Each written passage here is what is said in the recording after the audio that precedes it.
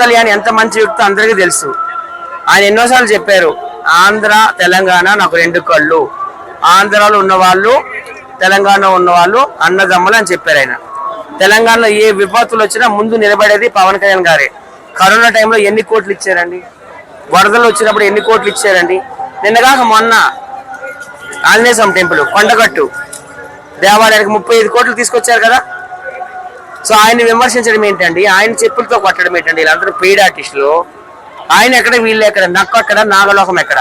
ఆయన రోడ్డు మీదకి వస్తే లక్షలాది మంది అభిమానులు వస్తారు.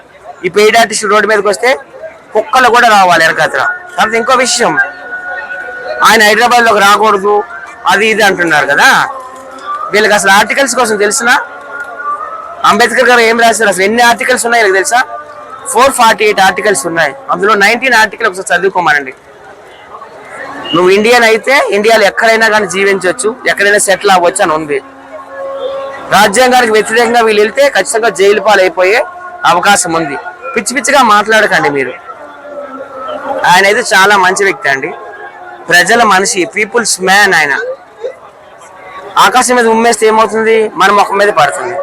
అలాగే అవుతుంది వాళ్ళకు కూడా. ఒకప్పుడు గతంలో కత్తి మహేష్ అలాగే పవన్ కళ్యాణ్ గారిని చాలా విమర్శించాడు.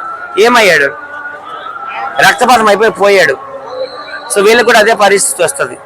మంచి వ్యక్తులను దూషిస్తే, విమర్శిస్తే అదే పరిస్థితి.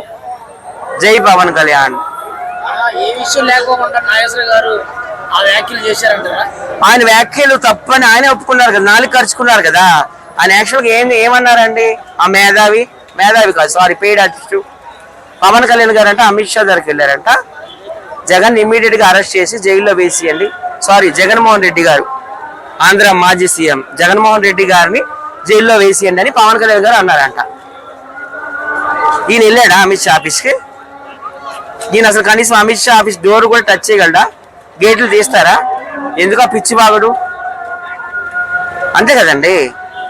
కేవలం పవన్ కళ్యాణ్ గారిని బ్లేమ్ చేయాలని, అక్కడ ఆంధ్ర సీఎం జగన్మోహన్ రెడ్డిని పైకి లేపాలనే ఉద్దేశంతోనే ఈ పెయిడ్ ఆర్టిస్టులు ఇట్లా మాట్లాడుతున్నారు. పవన్ కళ్యాణ్ గారు అట్లాంటి వ్యక్తి కాదు. చంద్రబాబు నాయుడు గారు జైలుకి వెళ్ళినప్పుడు కూడా ఆయన చాలా బాధపడ్డారు. ఆయన జైల్లో నుండి ఎవరైనా బయటకు తీసుకొచ్చే వ్యక్తి కానీ జైల్లో వేయించే వ్యక్తి అయితే కాదు. పవన్ కళ్యాణ్ గారు నిజంగా చాలా మంచి వ్యక్తి. అందరూ కూడా దయచేసి సపోర్ట్ చేయండి.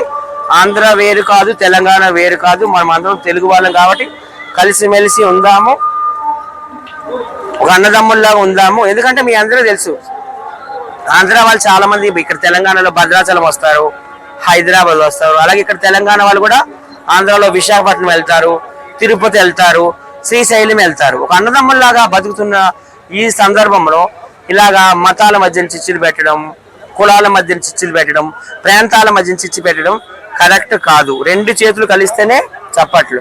అలాగే ఆంధ్ర తెలంగాణ కలిస్తేనే సక్సెస్.